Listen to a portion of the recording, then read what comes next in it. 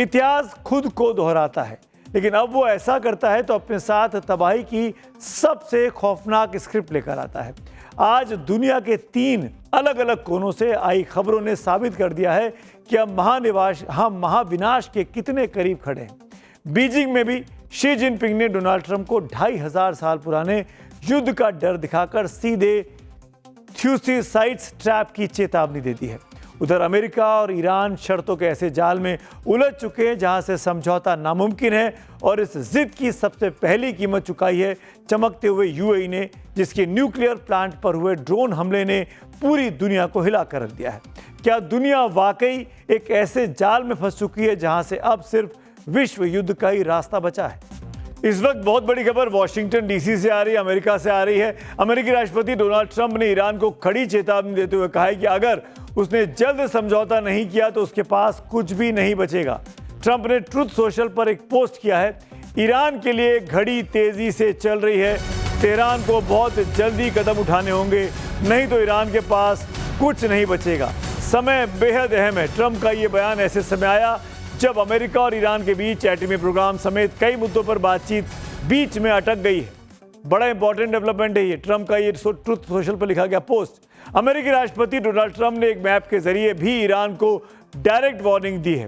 इसको ध्यान से देखिएगा। Social media platform truth social पर ट्रंप ने जो मैप शेयर किया है, इसमें पूरा ईरान अमेरिकी झंडे से ढका दिखाई दे रहा है, जबकि चारों ओर से तीर यानी एरोज ईरान की ओर आते दिखाई दे रहे हैं, जैसे कोई हमला हो रहा हो। वो चाहे तुर्की हो, इराक हो, सऊदी अरब हो, अफगानिस्तान हो, यहाँ तक कि पाकिस्तान, हर तरफ से ईरान पर हमले की तैयारी का सिग्नल इस पोस्ट में ट्रंप साफ साफ दे रहे हैं। जाहिर है ट्रंप का ये पोस्ट ईरान पर बढ़ते सैन्य दबाव को दिखा रहा है और दुनिया ट्रंप के अगले कदम का अब इंतजार कर रही है। ईरान को ट्रंप की वार्निंग के बीच इजराइल से भी बड़ी खबर आ गई है।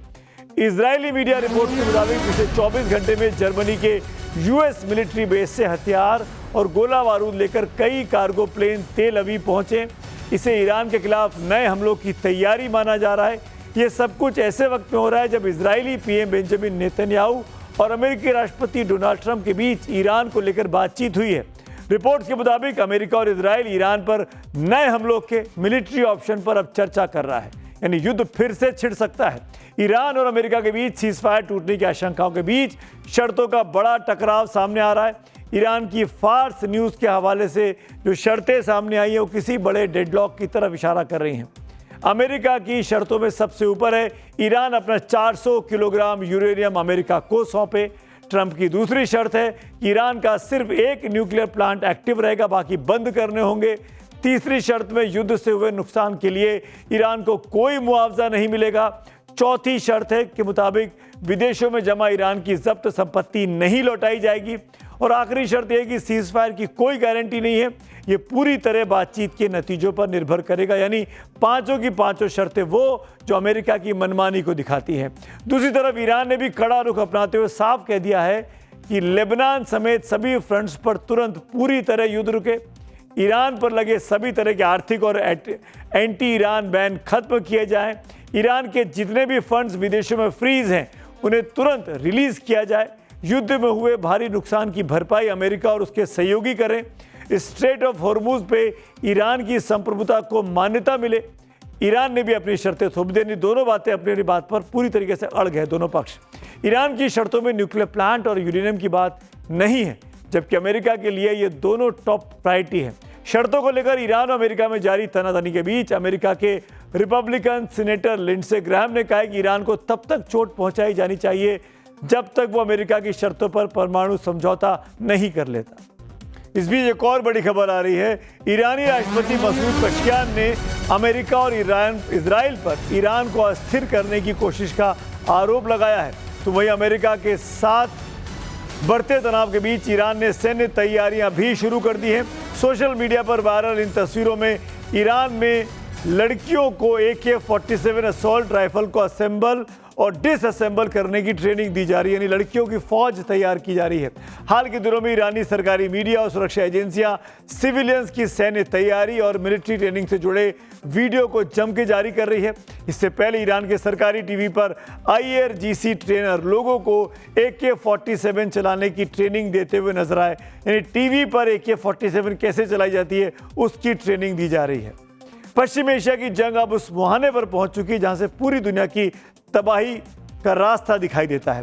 जिस संयुक्त अरब अमीरात यानी UAE को दुनिया का सबसे सुरक्षित कोना माना जाता था, जहां दुनिया भर के अमीर बिजनेसमैन और टूरिस्ट सुकून की जिंदगी तलाशते थे, आज वो मुल्क बारूद के ढेर पर बैठा है। अबू धाबी का Barakah nuclear power plant Arab world का पहला और एकमात्र ऑपरेशनल एटमी एनर्जी प्लांट है। रविवार को इस बेहद संवेदनशील न्यूक्लियर फैसिलिटी पर ड्रोन अटैक किए गए। हमला इतना सटीक था कि प्लांट के ठीक बाहर लगे आउटर इलेक्ट्रिकल जनरेटर में भीषण आग लग गई। हालांकि UAE की न्यूक्लियर रेगुलेटरी अथॉरिटी का कहना है कि रिएक्टर सुरक्षित है और कोई न्यूक्लियर रेडिएशन नहीं फैला है, लेकिन इस एक हमले ने पूरी दुनिया के होश उड़ा कर रख दिए हैं। सवाल बड़ा खड़ा हो गया है कि एक छोटा सा मुल्क जो किसी भी जंग से सीधे तौर पर शामिल नहीं है, जहां चीनी, यहूदी, अमेरिकी, भारतीय, लगभग हर मुल्क के लोग एक साथ रहकर काम करते हैं, व्यापारिक डेस्टिनेशन है, बड़ा टूरिस्ट डेस्टिनेशन बनता जा रहा है, वो अचानक इस महायुद्ध में निशाने पर UAE क्यों आ गया है? आखिर UAE को कौन बर्बाद करना चाहता है और UAE के खिलाफ कौन कौन है? आधिकारिक तौर पर UAE सरकार ने बरकाह न्यूक्लियर पावर प्लांट पर हमले के लिए किसी भी देश का नाम औपचारिक तौर पर अभी तक नहीं लिया है, लेकिन शक की सुई सीधे तौर पर ईरान और उसके जो प्रॉक्सी मिलिशिया गुट है उन पर टिकी हुई है।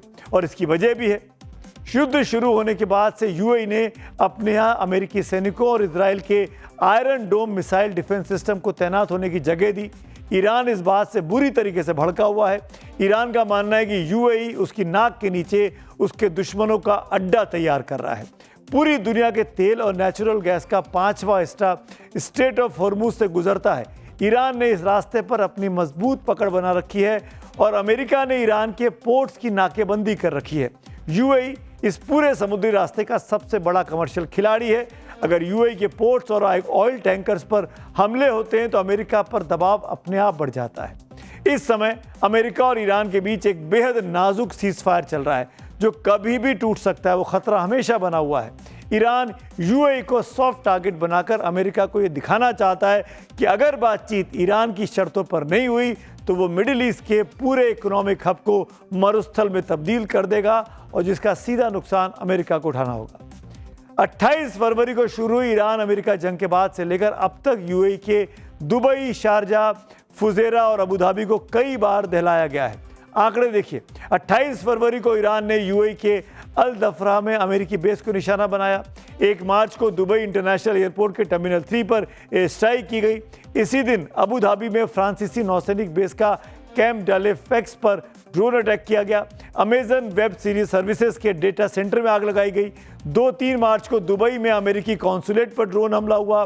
25 मार्च को ईरान की तरफ से आए नो सुसाइड ड्रोन को UAE एयर डिफेंस ने इंटरसेप्ट किया।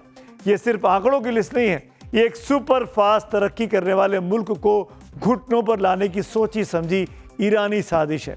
UAE का भूगोल भले ही छोटा हो, लेकिन इसका आर्थिक कद दुनिया के बड़े बड़े मुल्कों से भारी है और अमेरिका से तो सीधे तौर पर जुड़ा है। यहाँ की मल्टी कल्चरल आबादी में भारतीयों की तादाद करीब 38% है।